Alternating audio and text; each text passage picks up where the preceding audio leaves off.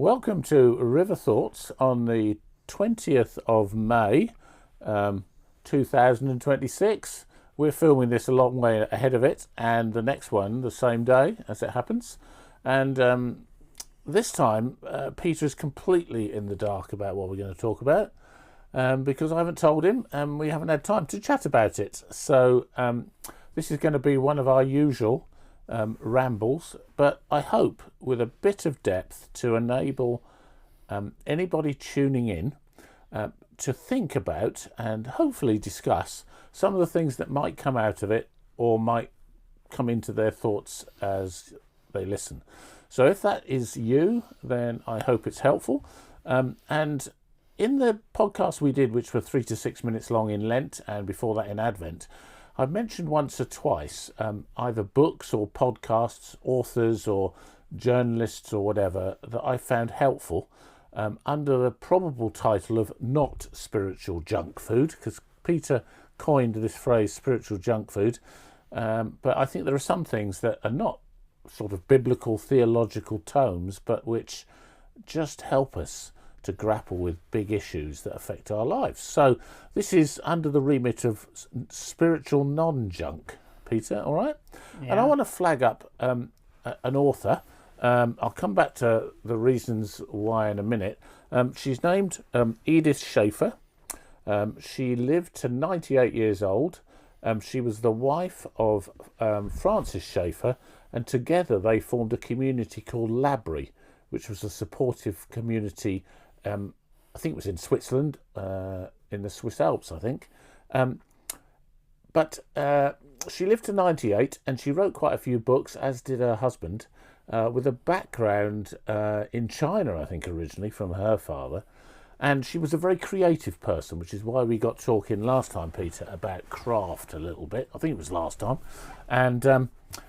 And I want to take one of the things she brings up in this book. I'll mention some things from it in a minute. A book called Hidden Art, which was published donkeys years ago.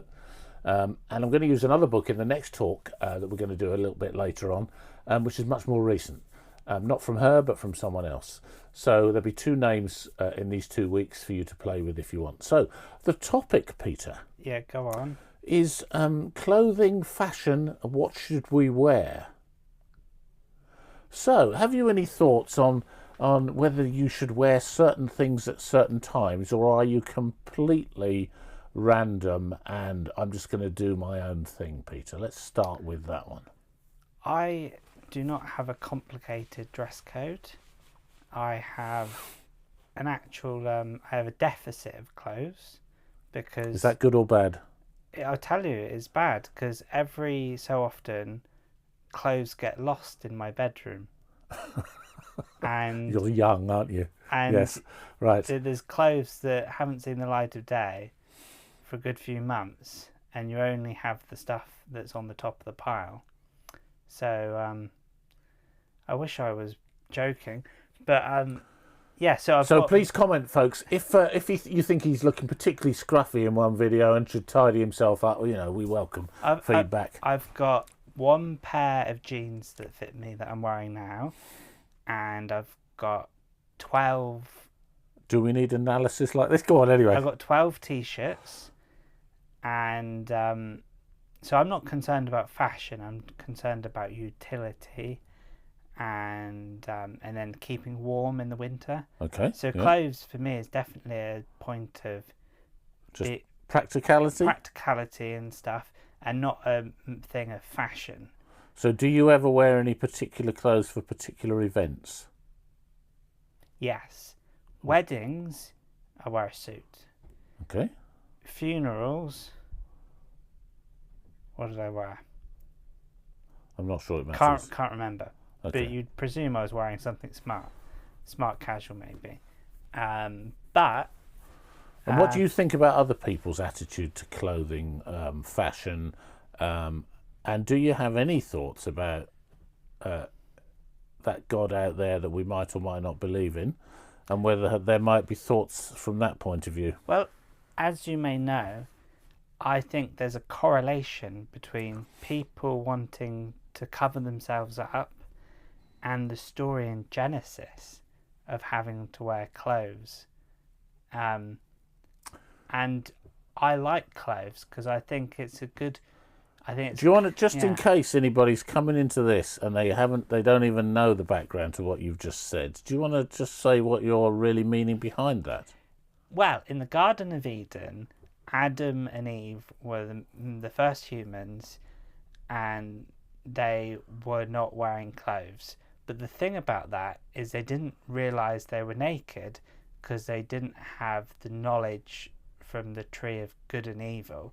And as soon as they ate from that, I don't know the particulars. This guy who grapples, if you've watched the previous videos, you'll know that we have all sorts of discussions, and Peter's sort of coming from one viewpoint theologically and then another. He might be in and out at times, but basically he knows his theology as well as anybody here, and he's just unpacking it now. Yeah, so it's part of the fallen world, and people realise they're naked.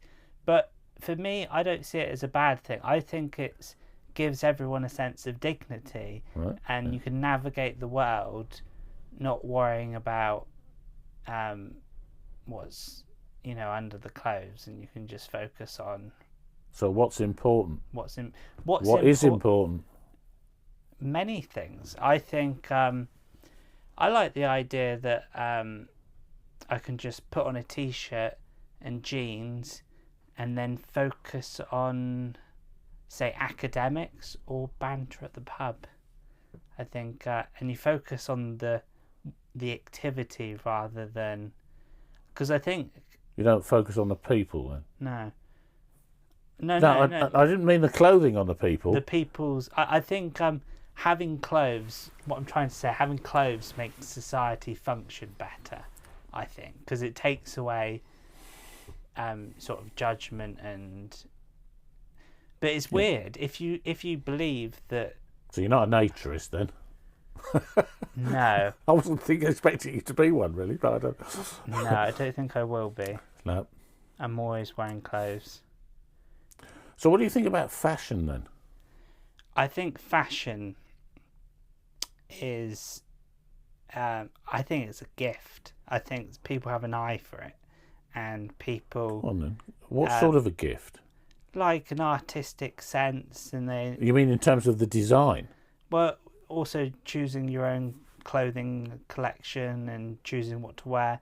I don't want to be in any way sexist, but I think on the whole, women tend to be more concerned with fashion. But what I see... Is that because they're more creative, or just for some, do you think, because that's how they are?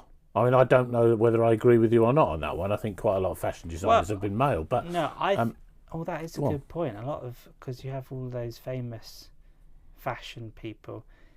Is it a good thing, fashion? Or, you're not... You said you don't care about fashion. I think... So, what do you think of it as a concept that we... I mean, let's face it, there are articles and sections of newspapers and magazines devoted to fashion, aren't there? Yeah. I think... Not that I know much about them, I have to say. Which might be obvious, folks, by what I dress in. It's like a whole, part of culture. It's like saying, do you think music is good and things like that? Music, dance. So you think fashion. Society would be less blessed if there was no fashion concept at all? Because, for example, I get most of my expertise on this topic from the Kardashians, which is a reality TV show. And don't tell me what happens after season 7, episode 5, because I'm currently watching can't tell you any of that, Peter, because I have never watched any of them. The point is they're very... they have a few of them that are models and dedicated to fashion. And...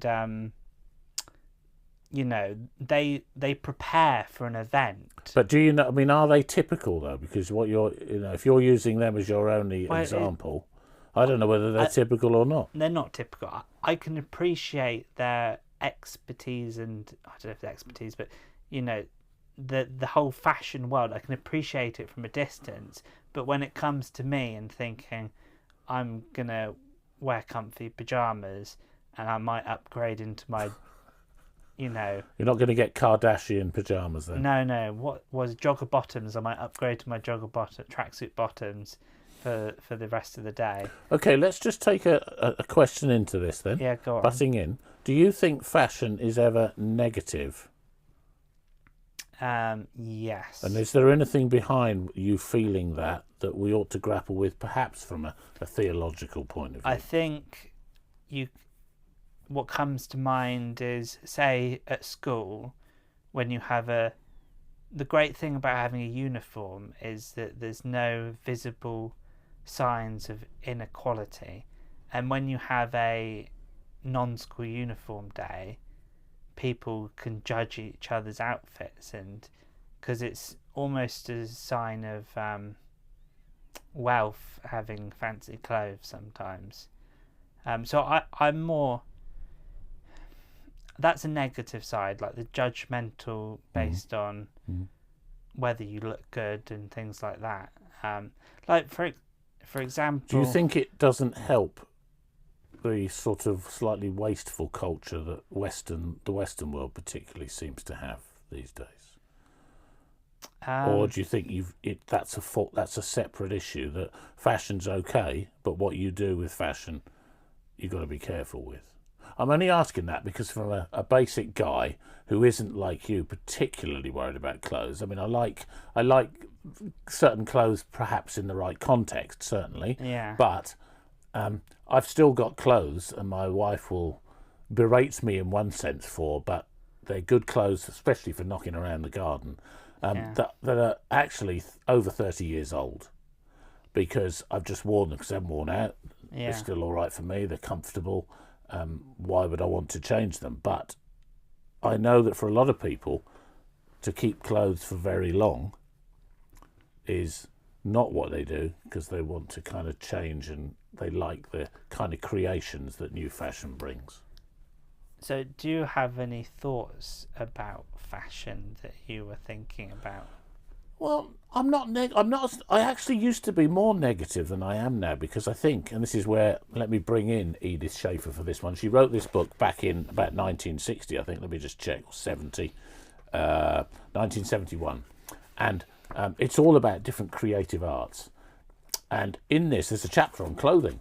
And I was really struck by some of the points. And one of them says, apart from considering comfort, she says you should consider beauty. And creativity would be a factor in how clothing can be something of beauty. So in the same way as you might go to an art gallery to look at a piece of art, or go to a museum that maybe has displays of architecture or whatever, where there's creativity, the same could apply to what people wear. Yeah. And so she makes that point and says it's often a hidden talent, and some people have an ability, as she says here, for designing, cutting, sewing, tailoring, fitting, doing handiwork, embroidering, knitting and crocheting, as well as weaving cloth in the first place. So she's making the point that, there's something in that creativity, and God certainly doesn't say biblically that there weren't wonderful times of creativity. We mentioned a bloke called Bezalel, if you can remember, who was creative in sort of metalwork and all sorts of different things, including actually clothing. And so there's something in this about both a good side maybe and a bad side, and how you play that ethically and morally under God to do the right thing is a difficult one. But that's where I'm sort of changing my view a bit on this one. Yeah. I was thinking when you said that, there's something about some object that has had a lot of human effort being put into it, has something special about it. So when you see a painting, you think, wow, that's incredible artwork. And I think the same goes for clothing, because for example on the Kardashian show, for their red carpet walk, we didn't plan this. They have a designer that they work with, and they have 3 or 4 fittings, and they take weeks planning an outfit. And the heart and soul of a whole team of people has gone into an outfit, and it creates something special. It's almost like a living thing. Whereas I run out of crypto t-shirt, so I buy extra large plain t-shirts off Amazon, and I'm happy because you can put them on the higher temperature on the wash. So you're being practical, utilitarian. Yeah. Yeah. So there's different, I think, because I don't know if you get it, you know, like a book that's been written, there's something special that somebody's laboured over that and written it and put hard work into it. Yep. Because I've got 2 books. One I wrote. Only 2? Yeah. One I wrote, and then one ChatGPT helped me with or wrote on my behalf. Yeah. And if you read them, I prefer the ChatGPT artificial intelligence book. But if you ask me which one I prefer, it's the one I wrote, because You did it yourself. yeah, and I know what's in it, really. So I think clothing has like a special, like if you compare like factory, like a weaving with like a sewing with a machine, and it's all automatic, made from China. Yeah. That's not as special as, because I think clothing and fashion can be like an expression of someone's personality. And Yeah, I mean, if you take somebody, I mean, I've recently been away to visit my wife's sister in Scotland, and en route we stopped near Bradford, and we went to the David Hockney gallery in Saltaire. And the interesting thing about David Hockney is not only is he a painter and, you know, skilled, you know, craftsman in a way, but his clothing reflects his personality, yeah, which is quite, you know, flamboyant, and, you know, he's definitely, you know, he's his own person with his fashion, because it's part of kind of the art creativity that he has. So, you know, something that kind of gives me joy in seeing some of the things that he created. So I'm not negative about that side of it. I think I'm just negative about if people keep changing clothes to keep up with, you know, the next door neighbour kind of touch, and we waste loads of things, and then we throw them into big piles that end up getting taken overseas and piled up in some country that, you know, is really exploited by that, because you know, they get some revenue from it, but probably a pittance. So I'm slightly wary of that.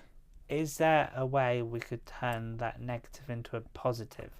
Like we could recycle clothes and things Well, like it's that? starting to happen, I think. I think there is an awareness now that we can't keep doing that, and especially as the world's resources are, you know, increasingly seeming limited in terms of what we can create on a clothing front, or should create on a clothing front. I mean, I think you made a point earlier on I want to come back to, which you said, you know, sometimes you're down the pub and you just, you know, you like the fact you're with people, or you're grappling with topics and so on is more important than what you wear. I mean, I doubt if I could remember any one week. Oh no, there's probably 2 occasions when I can remember what people wore. Yeah. You know, when we gather on a Wednesday evening, and that was when they were rather flamboyant and different. Yeah. And, you know, in one sense, I think that's good, but I think, you know, from my point of view, I'm more concerned with what's inside the person. Yeah. And what comes out in the conversation, and the personality and the character, and the fact that you can build community through that, than I am what they wear. Yeah. So we're a pretty varied bunch of age and all sorts of other things, aren't we? But the point there is it's about the inner person, which is what God would say on that. I mean, Jesus actually says, don't worry about what you wear. In the Sermon on the Mount of Matthew 6, it's very much, look, you know, if I can clothe the flowers in the fields and make it all look beautiful, I can clothe you. Don't worry about it. I'll give you what you need. So there's a sense of that, but there's also a sense of special occasions in his ministry, and very much in the Old Testament, of feasts and celebrations where people were attired in a more flamboyant way. But there's somehow there's got to be a balance in all that, hasn't there? You know, there's something about that you have to consider, really. Yeah. So I don't think there's a right or wrong, clear cut for each person. I think we just have to be careful of what's behind everything to do with an industry that maybe can go over the top from I suppose, if it's too capitalistic, then the money will drive people to spend things they don't need to spend on clothing they don't need. Yeah. At the same time, why shouldn't we have special clothes for special occasions? That's the point about when you mix capitalism with things that everyone in the world needs, and then there's a disparity of some have all of it, some have none of it. Yeah, which is a separate issue in a way, but maybe this is a little part of it. And most people only use a small proportion of all their clothes, and it should be shared. And the same goes for food. People over consume. So, in that regard, there is waste and loads. Yeah. Well, we've done a bit on that already, haven't we? So we've had a topic on food. I mean, it's interesting. I just quote something else from Edith Schaefer here, just one little bit, right at the start of this little section that I wanted to focus on, where she talks about barefoot walking. And barefoot walking may not be the easiest in certain habitats or places, but there's something special about barefoot walking on sand. So if you go along a long beach, so you go down to St Ives Bay and you wander along at low tide, it's actually quite a nice feeling to be barefoot in those situations sometimes. You're almost feeling you're closer to nature, closer to the world or whatever. So there might be occasions for that, or running on grass or whatever. So there could be something there, but then, if you go walking through snow... you get frostbite. Yeah, you're going to want something substantial. Snowshoes even maybe, or whatever. If you go fishing, where you need different gear and you might be out in all sorts of weathers, you're going to want certain... So there's obvious things, aren't there, about different kinds of clothing. It's a question of how much, and how much do we need, and have we got the balance right? And there's always this juggling around with sort of material things, isn't there? But I think what I'm trying to come to terms with is it might be a minor issue, clothing, in a way, in a theological perspective, and yet there are so many examples where you could pick things out of the biblical thread and say, well, actually, we need to think about this a little bit, just because it's not a major doctrine or creedal statement, that there's something in it to reflect on. So, anything else on that? One thing I'll say is, before we've mentioned that problems in our world, they're a symptom of problems with humanity. So finding you're bringing it. Finding problems with fashion can highlight what's wrong with us. Yeah. Things like that. Because really, we've not spent long talking about this. We've actually come up with a few things here. You talked about not keeping up with people, with fashion. We've talked about waste. We've talked about creativity. We've talked about beauty. There's something in it that's good, and we shouldn't negate that. And yet, we need to maybe just sometimes think about things like this. I don't know how much you think about what you wear.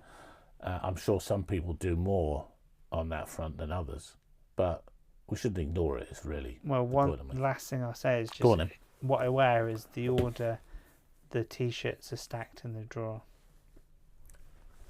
When you put clothes away, there'll be a blue one and a green one and a black one. Whatever on the pile, whatever order they're in, is the order for the next few days. Do you work it out like that? Well, no, it's just that you don't choose the colour, you just take what's on top. So I don't have control over which colour t-shirt I wear. But some people would. I mean, I think a little bit about colour matching. I don't know, I'll probably get it from my father, but some people would say I'm not very good at it. But, there is something about what you put with what, isn't there? Yeah. But that's a personal, subjective thing, really, actually, I think, a lot of the time. But you obviously don't even think about that. Well, you might do if you go to a funeral or a wedding or a special occasion, I suppose. You might. I don't know, you might not. I've got one tie and it's got ketchup on it. Maybe. I'm not sure what to say to that. I think we'll stop there. Okay. But I hope there's been something in that that's made you think about what you wear, what your attitude is to it, what does God think about it, because he says he'll clothe us, but at the same time he's given us the ability to be creative. And from another aspect that Peter brought up at the very start, the whole Garden of Eden, whether you believe in it, in a sense literally or metaphorically, there's something in this about being naked and then suddenly realising where you're at and having a certain shame, and how we see it much more as a dignified thing now. And so there's all of that floating around it within this picture. And I think God cares about this, and we should care about it because of that. So we'll see you next time. Okay, bye. Thank you.